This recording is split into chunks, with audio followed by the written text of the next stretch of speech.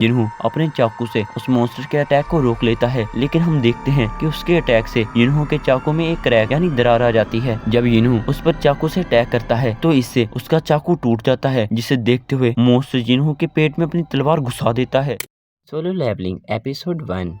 Episode के start में हमें मेन स्टोरी के टाइम से 3 साल पहले का सीन दिखाया जाता है, जहां हम नेवीज की कुछ शिप्स को देखते हैं। शिप्स का कैप्टन आइलैंड पर होने वाली तबाही को दूर से देख रहा होता है। एक ऑफिसर कैप्टन से कहता है, कैप्टन क्या आपको नहीं लगता कि हमें उनकी मदद के लिए जाना चाहिए? जिस पर कैप्टन कहते हैं, तुम्हें पता है कि इसका कोई फायदा नहीं, हमारे हथियार उनके सामने बेकार हैं, हमें ये काम हंटर्स पर ही छोड़ देना चाहिए। दूसरी तरफ हम आइलैंड का सीन देखते हैं, जहां कुछ लोग आर्मर पहने हुए बड़ी बड़ी चींटियों का मुकाबला कर रहे होते हैं और उनमें से कुछ अपनी मैजिकल पावर्स का यूज करते हुए इन चींटियों से लड़ रहे होते हैं। तभी हम देखते हैं कि चींटियां उन पर भारी पड़ने लगती हैं और उन्हें बहुत ही ज्यादा जख्मी कर देती हैं। जब एक चींटी उस हंटर ग्रुप के लीडर को जान से मारने ही वाली होती है कि तभी वहाँ पर एक एस रैंक हंटर बियोंगू आकर उस चींटी को मार देता है और हंटर्स के लीडर को हील करने लगता है। बियोंगू कुछ ही सेकंड में उसे हील कर देता है, जिसे देखकर वो लीडर सोचता है, ये बंदा पक्का कोई हाई रैंक हंटर होगा, क्योंकि ऐसे जख्मों को इतनी जल्दी भरना किसी आम हीलर का काम नहीं हो सकता। हम देखते हैं कि बियोंगू पर कुछ चींटियां अटैक कर देती हैं, लेकिन उसका साथी यूनसोक आकर उसे बचा लेता है। इसी के साथ उसका दूसरा साथी यूनहो उन चींटियों पर अटैक कर देता है और वो दोनों मिलकर उन सभी लाल चींटियों को खत्म कर देते हैं। यूनसोक बियोंगू से कहता है, तुमने इस बार भी आने में जल्दी की, तुम किसी दिन बड़ी मुसीबत में पड़ सकते हो। जिस पर बियोंगू कहता है, माफ करना, लेकिन मैं सभी को बचाना चाहता था और मुझे भरोसा था कि तुम मुझे बचा लोगे। तभी उनके सामने एक सफेद चूंटी आ जाती है, जो उन लाल वाली चूंटियों से बहुत ही ज्यादा बड़ी और ताकतवर होती है। इनोसोक बियोंगू को सभी को हील करके साथ ले जाने को कहता है। फिर इनोसोक और यूनहू उस चींटी पर अटैक कर देते हैं। यूनहू उस चींटी के दांत उखाड़ देता है और एक दांत को उसकी तरफ इतने जोर से फेंकता है कि वो दांत उस चींटी के जिस्म को चीरते हुए दूसरी तरफ से बाहर निकल आता है, जिससे वो चींटी वहीं पर ढेर हो जाती है। इनोसोक यूनहू से कहता है, मुझे नहीं लगता ये चूंटी उनकी बॉस थी। तभी हम देखते हैं कि उसी तरह की बहुत सी सफेद चूंटियां उन पर हमला करने के लिए आ रही होती हैं, जिन्हें देखकर यूनहू सोचता है, लगता है कि अब और भी मजा आने वाला है, और वो अपनी पूरी पावर का इस्तेमाल करते हुए इनोसोक के साथ मिलकर उन चींटियों पर हमला कर देता है, जिससे वहाँ पर एक बहुत बड़ा धमाका होता है। दूसरी तरफ हम आइलैंड के बाहर एक एस रैंक हंटर चोई को देखते हैं, जो उस धमाके को देखकर कहता है, मुझे लगता है कि वो उनकी मदद के लिए वक्त पर पहुँच गए होंगे, अब हमें भी इन पर अटैक करना शुरू कर देना चाहिए। हम देखते हैं कि चोई के साथ और भी बहुत से हंटर होते हैं। फिर चोई अपनी पावर का इस्तेमाल करते हुए सभी लाल चूंटियों को मार देता है, लेकिन सफेद चूंटियों को उस अटैक से कुछ खास नुकसान नहीं होता और वो उन पर हमला करने के लिए आगे बढ़ने लगती हैं। चोई नीचे खड़े सभी हंटर्स को उन पर अटैक करने का ऑर्डर देता है। ये सुनते ही वो सभी हंटर उन पर अटैक कर देते हैं। फिर हमें बताया जाता है,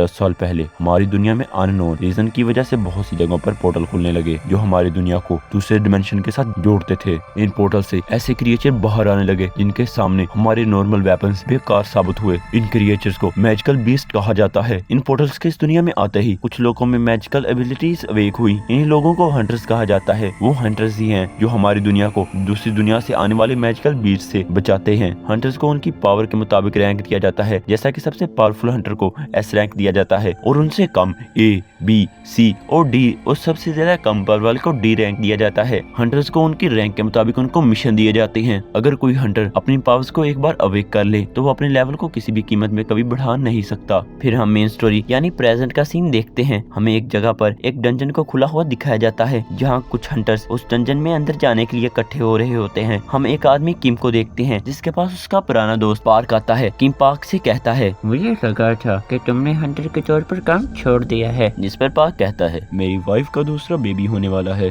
जिस पर किम कहता है, तो अच्छा, मुझे अब समझ आया, लेकिन फिक्र मत करो, अगर ये मिशन पूरा हुआ तो हमें काफी अच्छी रकम दी जाएगी। तभी वहाँ पर एक लड़का यूनहू आ जाता है। उसे देखकर किम उसका हाल चाल पूछता है। पार्क देखता है कि सभी हंटर्स उस लड़के के बारे में बात कर रहे होते हैं। पार्क किम से पूछता है, क्या यह लड़का एक हाई रैंक का हंटर है, जिस वजह से सभी इसके बारे में बात कर रहे हैं? जिस पर किम कहता है, ये यूनहू है जिसने हमारी टीम का तुम्हारे बाद ज्वाइन किया। ये एक ई रैंक हंटर है जो इतना कमजोर है कि अपने पिछले ई रैंक मिशन में भी इतना जख्मी हो गया था कि कई दिनों तक ये हॉस्पिटलाइज रहा। दूसरी तरफ हम यिनहो को देखते हैं जिसके सामने उसकी दोस्त यूही आती है और पूछती है, क्या तुम फिर से किसी मिशन पर गए थे और आखिर तुम्हारे चेहरे पर ये चोटें कैसे लगी? जिस पर यिनहो बताता है, मेरे पिछले मिशन में सभी हाई रैंक हंटर्स थे, इसलिए उन्हें किसी भी हीलर की जरूरत नहीं थी, लेकिन उनमें से सिर्फ मैं ही ई रैंक का हंटर था और ये चोटें मुझे उसी मिशन के दौरान लगी। जिस पर यूही कहती है, सभी लोग मतलबी होते हैं, इन्हें तुम्हारे बारे में भी सोचना चाहिए था। जिस पर यिनहो कहता है, नहीं, ये उनकी गलती नहीं है, वो मैं ही हूँ जो सभी से कमजोर है। फिर एक हंटर सॉन्ग अपनी टीम से कहता है, मैं यहाँ पर सबसे एक्सपीरियंस्ड हंटर हूँ, तो क्या मैं इस मिशन में आपके लीडर के तौर पर काम कर सकता हूँ? जिस पर सभी राजी हो जाते हैं और वो डंजन में चले जाते हैं। टीम यिनहो से अपना ख्याल रखने के लिए कहता है। जब सभी अंदर चले जाते हैं तो यिनहो सोचता है, मेरे पास सिर्फ यही एक चाकू है और इसकी मैजिकल पावर भी बहुत कम है, लेकिन मैं अपनी इनकम से सिर्फ इसे ही खरीद सका हूँ। आखिर ये चाकू कुछ ना होने से तो बेहतर है, और वो उस डंजन में चला जाता है। अगले सीन में हम हंटर एसोसिएशन के चेयरमैन गो को देखते हैं। उनका सेक्रेटरी एडमिनिस्ट्रेशन के साथ मीटिंग के बारे में पूछता है, जिस पर वो बताते हैं, हमेशा की तरह वही बातें कि डंजन का ब्रेक होना एक बड़ा मसला है, लेकिन वो अभी भी उन डंजन से मिलने वाली कीमती चीजों के लिए हंटर्स को उस डंजन में भेजना चाहते हैं। ये बात गलत नहीं है, क्योंकि हम हंटर्स इन्हीं मैजिकल रिसोर्सेज को बेचकर अपना घर चलाते हैं, और वो स्टोन्स जो हम मोस्टर को मारकर हासिल करते हैं वो बहुत ही ज्यादा कीमती होते हैं, और जो स्टोन्स हम हाई रैंक बीच से हासिल करते हैं उनको इस्तेमाल करते हुए हम पावरफुल मैजिकल वेपन बनाते हैं, और हमें डंजन में से जो माना क्रिस्टल मिलते हैं हम उसे इलेक्ट्रिक एनर्जी को पैदा करने के लिए इस्तेमाल करते हैं। दूसरी तरफ हम डंजन में यिनहो को देखते हैं जिसने एक बीस्ट को मारकर उससे क्रिस्टल हासिल कर लिया होता है, लेकिन तभी उस पर एक और मॉन्स्टर अटैक कर देता है। यिनहो अपने चाकू से उस मॉन्स्टर के अटैक को रोक लेता है, लेकिन हम देखते हैं कि उसके अटैक से यिनहो के चाकू में एक क्रैक यानी दरार आ जाती है। जब यिनहो उस पर चाकू से अटैक करता है तो इससे उसका चाकू टूट जाता है, जिसे देखते हुए मॉन्स्टर यिनहो के पेट में अपनी तलवार घुसा देता है। तभी पार्क उस मॉन्स्टर को मार डालता है और यूही जो कि एक बी रैंक हीलर होती है आकर यिनहो को हील करने लगती है। यूही यिनहो को इतना जख्मी देखकर कहती है, क्या तुम पागल हो जो कुछ क्रिस्टल और पैसों के लिए अपनी जान को खतरे में डालते हो? अगर तुम ऐसे ही मिशन पर जाते रहे तो एक दिन तुम किसी बड़ी मुसीबत में पड़ जाओगे। जिस पर यिनहो यूही से सॉरी कहता है, जिस पर यूही गुस्से से कहती है, मुझे तुम्हारी सॉरी नहीं चाहिए, मुझे बस तुम्हारी फिक्र होती है। यिनहो अपने हंटर साथियों को देखता है जिन्होंने उस डंजन के बॉस को खत्म कर दिया होता है, लेकिन उन्हें भी उस डंजन में बहुत कम स्टोन्स मिले होते हैं। तभी उनमें से एक हंटर को एक केव नजर आती है, जिसे देखकर एक हंटर कहता है, मैंने इसके बारे में सुना है कि इसे डबल डंजन कहा जाता है, ये बहुत ही रेयर पाए जाते हैं, लेकिन मुझे यहाँ पर कुछ अजीब लग रहा है कि अगर हमने इस डंजन के बॉस को खत्म कर दिया है तो इस डंजन को टूटना शुरू हो जाना चाहिए था, लेकिन अभी तक हमें इसका कोई साइन नहीं दिख रहा। जिस पर लीडर सॉन्ग कहते हैं, मुझे इस बारे में हंटर एसोसिएशन को इन्फॉर्म करना होगा ताकि वो कोई बेहतर फैसला कर सके।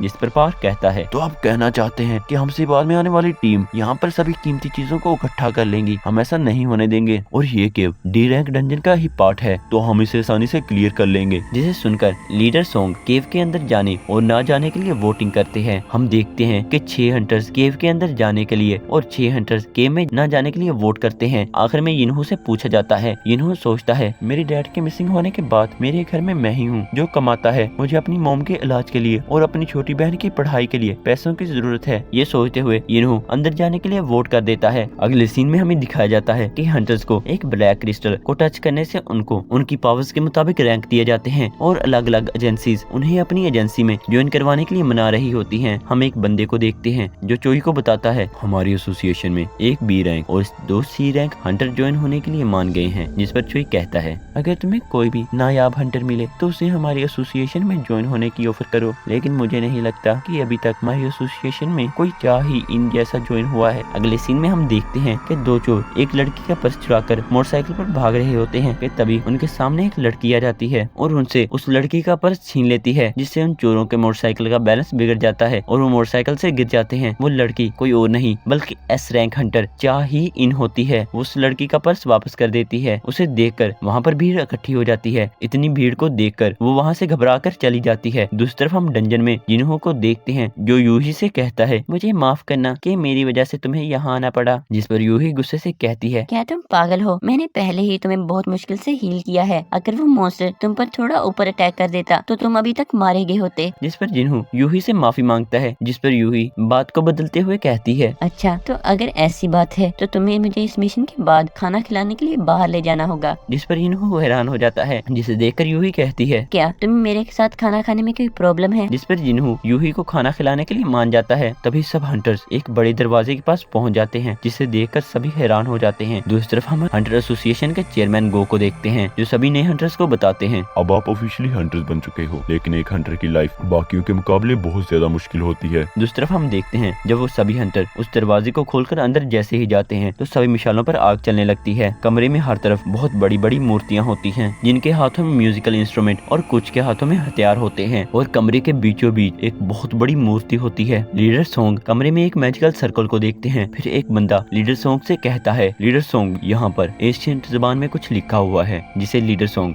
पढ़कर सुनाते हैं। इस जगह का नाम कर्टिनन टेम्पल है। इस डंजन में रहने का पहला असूल कि गॉड की पूजा की जाए, दूसरा कि गॉड की तारीफ की जाए, तीसरा कि गॉड पर अपने भरोसे को साबित किया जाए, और जो इन असूलों को नहीं मानेगा वो मारा जाएगा। लीडर सोंग अभी ये पढ़ ही रहे होते हैं कि यूही जिन्हों से कहती है, मैंने उस बड़ी मूर्ति की आंखों को मूव होते हुए देखा, वो हमें देख रही है। जिस पर यिनहू जूही से कहता है, मुझे लगता है कि ये तुम्हारा वहम होगा। तभी वो बड़ा सा दरवाजा अचानक से बंद हो जाता है, जिससे सभी हंटर्स बहुत ज्यादा डर जाते हैं। एक हंटर कहता है, मुझे पहले ही पता था कि यहाँ पर कुछ बुरा होगा, इसीलिए मैं यहाँ पर नहीं आना चाहता था। और वो जैसे ही दरवाजे को हाथ लगाता है तो दरवाजे के साथ खड़ी मूर्तियों में से एक उस बंदे को अपनी कुल्हाड़ी से जान से मार डालती है, जिसे देखकर सभी बहुत ही ज्यादा डर जाते हैं। जब जिन्हू पीछे मुड़कर उस बड़ी मूर्ति की तरफ देखता है तो वो देखता है कि वो बड़ी मूर्ति उसे देख रही होती है। ये देखकर वो बहुत ही ज्यादा डर जाता है। जिन्हू सभी को झुकने के लिए कहता है। हम देखते हैं कि उस बड़ी मूर्ति में से आग निकलने लगती है, जिससे कई हंटर्स मारे जाते हैं। ये देखकर जिन्हू सोचता है कि मैं यहाँ पे मारा जाने वाला हूँ।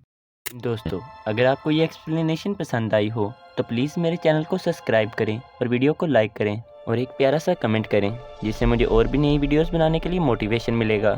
अगले एपिसोड का लिंक आपकी स्क्रीन पर आ रहा होगा, आप उस पर क्लिक करके अगला एपिसोड देख सकते हैं। मिलते हैं अगले एपिसोड में।